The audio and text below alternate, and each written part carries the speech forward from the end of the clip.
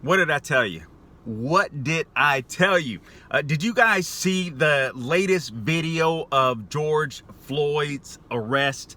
This is the missing body camera video that the state attorney Keith Ellison and the mayor of Minneapolis decided to hide for the last couple of months, while American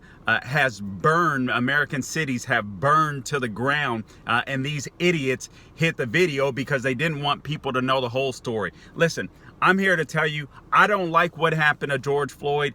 I feel like it's wrong, but I'm going to just straight up tell you, this coming from a reformed thug, that George Floyd's killer, Derek Chauvin, the former officer that kneeled on George Floyd's neck, will not be convicted of murder. I'm just trying to be truthful with you. I'm trying to brace you right now. This was not a case of racism.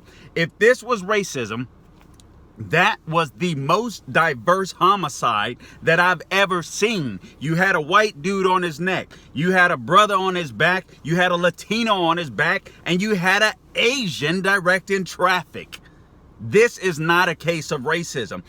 And now we know, now we're seeing the full footage. We saw that George Floyd had said, "I can't breathe," those infamous words, before he was even on the ground. Why? Possibly because he was having breathing issues, because he was on fentanyl and he was on methamphetamines, a toxic dose of drugs that could have killed him. We know this already. We also know, if you look at Derek Chauvin kneeling on his neck, as horrible as that looked, as wrong, and in my opinion, as immoral as that was, did you guys notice how comfortable he was on George Floyd's neck? Now you might say, of course, this is proof that this man, Derek Chauvin, this cop, was evil. Don't be so quick. Because the truth of the matter is, these tactics were used by the Minneapolis Police Department. They use neck restraints to subdue perpetrators, criminals. They use that tactic. They flipped criminals on their abdomens to subdue them. They were concerned about this thing called excited delirium. Look it up. When people are on drugs, when perpetrators are on drugs, cops arrest them. Cops are sometimes scared that they'll get up and fight, where they'll have to shoot them, or if they're hyped up on so much drugs, they'll go to from unconsciousness to unconsciousness, wake up, have a heart attack. So cops use this tactic on their neck, which I don't agree with, but nonetheless, this is the fact.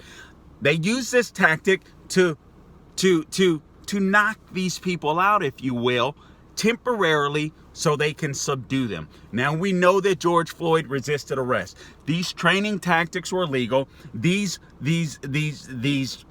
mayor, like I said, the state attorney, they all knew that these tactics were legal. So it may be that Derek Chauvin isn't liable for George Floyd's murder, but in fact, the mayor, who knew about these tactics, Keith Ellison, who knew about these tactics, the Democratic council members who knew about these tactics, are equally guilty, if not more so, for George Floyd's murder. I'm just saying,